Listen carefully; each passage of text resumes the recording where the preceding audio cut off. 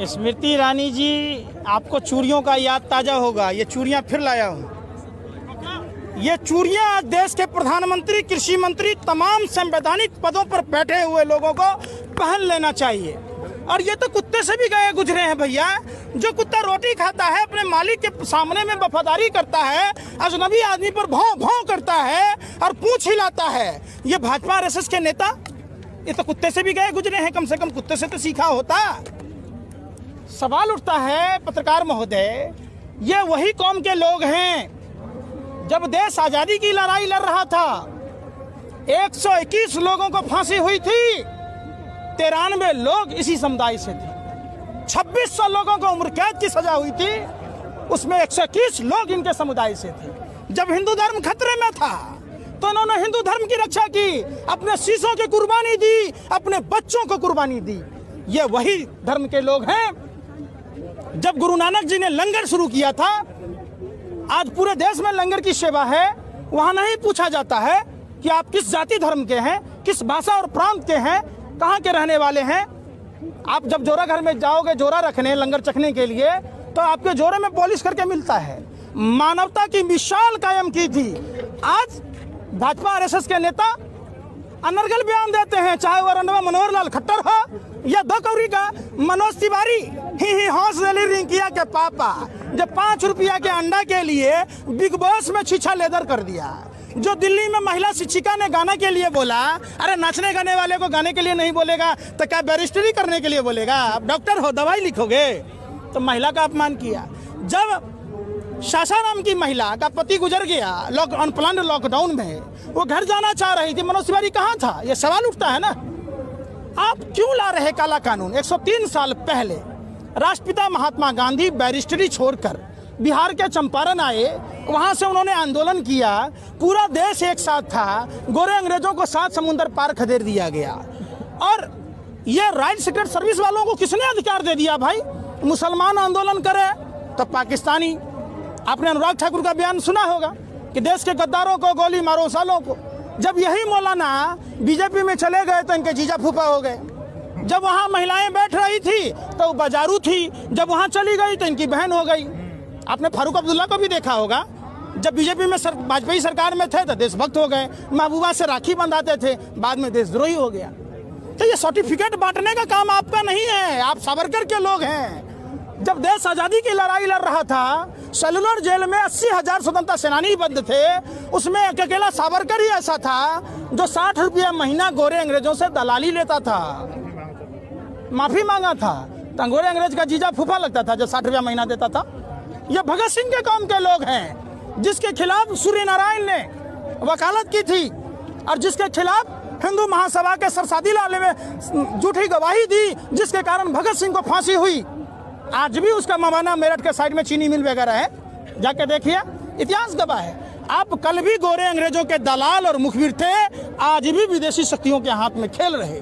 ये हक आपको नहीं दिया कि हमारे ही देश के लोगों को आप अलग अलग तरह से नक्सली कहिए। छात्र आंदोलन करे तो नक्सली हो गया, मुसलमान करे तो पाकिस्तानी हो गया, पंजाबी किसान आए तो खालिस्तानी हो गया, माने आप ही देशभक्त हो गए। एक बात बताइए, भाजपा के राष्ट्रीय अध्यक्ष बिहार में जाते हैं, कहते 300 आतंकी बिहार में घुस जाएगा। इनका नित्यानंद राय कहता है आतंकी बिहार में घुस, माने सब कुछ आप ही को पता है। आपने जिन देश के अन्नदाता किसान भाई के लिए इतने बड़े बड़े बुलडोजर लगा दिए, बड़े बड़े कटीले तार हैं, वाटर कैनन के फव्वारे छोड़ रहे, आंसू गैस के गोले छोड़ रहे, इतना अगर गलवान में व्यवस्था किया होता, पुलवामा में किया होता, तो आज पुलवामा की घटना होती, चाइना अंदर घुसता। ये सवाल पूछता है। हमने इस कौम को देखा है, इनके धैर्य को देखा है, इनकी देशभक्ति को देखा है। इन पर सवाल उठाना अपने मुंह पर चप्पल जूते मारने के बरोबर बात है। डीएसपी देवेंद्र सिंह जो पुलवामा में पदस्थापित था, जब वो कहते थे प्रधानमंत्री नोटबंदी से भाइयों बहनों मित्रों 4-4 पुस्तकों की कमर टूट गई, देश की 10 पुस्तकों की कमर आपने तोड़ दी। आतंकवादियों के हौसले बुलंद थे।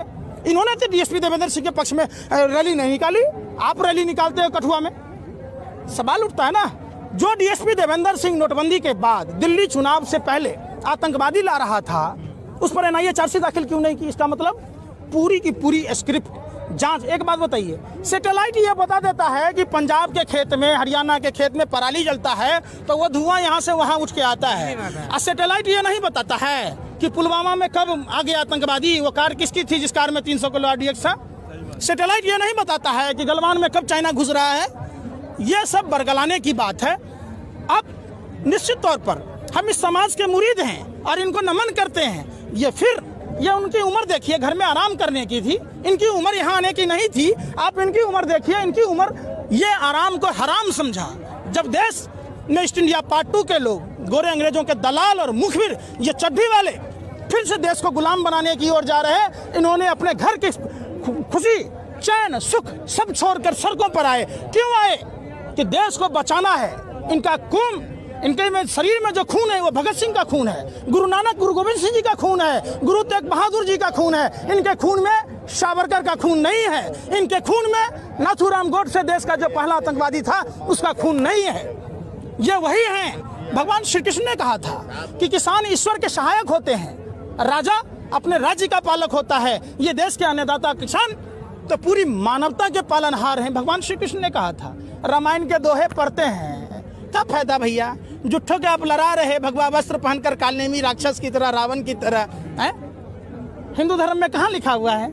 हिंदू धर्म की रक्षा किसने की आपको भी पता होगा, इन्हीं लोगों ने की थी। गुरुजी वो अगर शीश के नहीं दान करते, अपने गुरु गोविंद सिंह जी अपने बच्चों की कुर्बानी नहीं देते, तो आज हिंदू धर्म बचता क्या?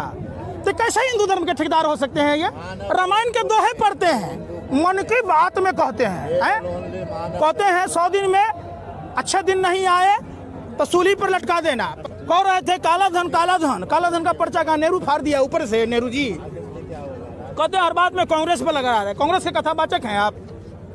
आपको देश ने लीडर चुना है, आप डीलर बने हुए हैं, देश देख रहा है। जब आप एक बात बताइए, 30 दिसंबर को पहला कोरोना का केस आया, 31 दिसंबर को WHO ने कहा, तो आप क्यों दिल्ली चुनाव में व्यस्त थे भाई? आपका तरीपार गृह मंत्री पर्चा बांट रहा था, आप रैलियां कर रहे थे। कोरोना भी अछूत मानता है इनको। ट्रंप की गुलामी की जा रही थी। 23 मार्च तक मध्य प्रदेश में व्यापक घोटाला वाले आटा चोर कंस मामा की सरकार बनाई गई और देश को कोरोना से छुपाया गया। क्यों? ये देश सवाल पूछता है। क्यों ट्रेनें बंद की गई? थाली पीटने से, अगरबत्ती जलाने से, दिया मोमबत्ती जलाने से भाग जाएगा? रामायण में साफ दिखाया गया, जब प्रभु श्री राम के भाई लक्ष्मण जी मूर्छित होते हैं तो संजीवनी बूटी लाई गई, लंका से सुसेन वैद्य को बुलाया गया। मतलब अस्पताल की जरूरत थी, डॉक्टर की जरूरत थी। प्रधानमंत्री वो काम करते नहीं। 6 साल में 6 अस्पताल बनाए देश में? नहीं। 2 करोड़ युवाओं को रोजगार देना था, दिया नहीं। हर गांव सांसद को 5 गांव आदर्श बनाना था, बनाया नहीं। 15-15 लाख रुपए दिए, नहीं। 20 लाख 1000 करोड़ रुपए का चूरन कहाँ गया? गर्म पानी से लेकर ठंडा पानी से कि दूध के साथ? कहाँ है पैसा भैया? अरे कातिया, गले से पट्टा हटा लो, कातिया के कुत्ते मत बनो। वो 2.5 किलो का हाथ कहाँ गया जो 2.5 कदम अपने किसानों के साथ नहीं चल सकता? कहाँ है अमिताभ बच्चन, अनुपम खेर, अजय देवगन, सैफ अली खान जैसे लोग? जब इनको फिल्मों में पैसा कमाना होता है तो ये वेशभूषा अपना लेते हैं। आज सवाल है ना, आओ ना, क्यों नहीं आ रहे? कौन सा धर्म कहता है भैया? यहाँ सभी धर्म के लोग हैं। मैं तो बिहार से हूँ, हमारा गुरु गोविंद सिंह की जो धरती है, हमारा तो नाना से संबंध है, पूरा देश का किसान है यहाँ। तो जिस तरीके से मीडिया के लोग पालतू कुत्ते की तरह खड़े हैं कि मालिक बोटी खाएगा फेंकेगा, क्यों नहीं करे? आखिर दैनिक भास्कर के प्रमुख मोहित अग्रवाल को कैसे राज्यसभा सदस्य बनाया गया? कैसे जी न्यूज के मालिक सुभाष चंद्रा को राज्यसभा सदस्य बनाया गया? जो भाजपा का जो परिंदा सुभाष चंद्रा 35,000 करोड़ रुपया लेके फुर हो गया। नीरव मोदी, मेहुल चौकसी बाहर भाग जाता है, देश के नेता किसान भाई नहीं जा पाते हैं, दिल्ली चंद कदम में है। तो इनको शर्म नहीं आती?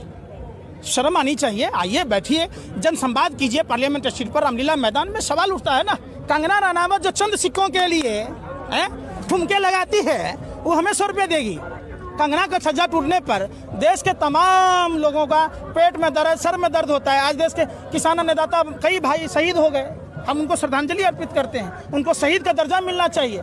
सवाल है जिस ठेका प्रथा का, आप एक बात बताइए, राष्ट्रपिता महात्मा गांधी गलत तो नहीं थे ना जिन्होंने देश की आज़ादी कराई, ठेका प्रथा को खत्म किया? आखिर क्यों प्रधानमंत्री जी लागू करना चाह रहे हैं? मंशा साफ है, अंबानी अडानी को कैसे फायदा पहुंचाया जाए। जब मुकेश अंबानी जियो फोन लॉन्च करता है, प्रधानमंत्री जी ब्रांड एम्बेसडर, सेल्समैन, सप्लायर बनकर MTNL और BSNL जैसी कंपनी को डुबा देते हैं। जब मुकेश अंबानी रिलायंस पेट्रोलियम लॉन्च करता है तो भारत पेट्रोलियम जैसी नवरत्न कंपनियों को डुबाया जाता है। जब HAL जैसी कंपनी है जो अनिल अंबानी रिलायंस डिफेंस को फायदा पहुंचाने के लिए रंजन गोगोई जैसे सुप्रीम कोर्ट के जज बिक जाते हैं, चौकीदार चोर ही नहीं डकैत है, देश का लुटेरा है। ये आधुनिक भारत के जयचंद प्रधानमंत्री भस्मासुर है। ऐसा कोई सगा नहीं जिसको ठगा नहीं। गोरे अंग्रेज क्या कहा था कि हम देश छोड़ के जल्दी चले जाएंगे, लतिया जुतिया के भगाया ना देश की जनता। हमारे पूर्वजों ने गोरे अंग्रेजों को 7 समुद्र पार भगाया। ये गोरे अंग्रेजों के दलाल मुखबिर हैं, ये काले अंग्रेज काले चोरों को अब हम देश की आवाम जो फिर से ये दूसरी आज़ादी की लड़ाई लड़ रहे इस इंडिया पार्ट 2 के लोगों को भगाएंगे। लतिया के जुतिया के लातों के देवता हैं, बातों से नहीं मानते, इनको इतने पहले जाएंगे कि इनको 7 समुद्र पार तक झेलना मुश्किल हो जाएगा।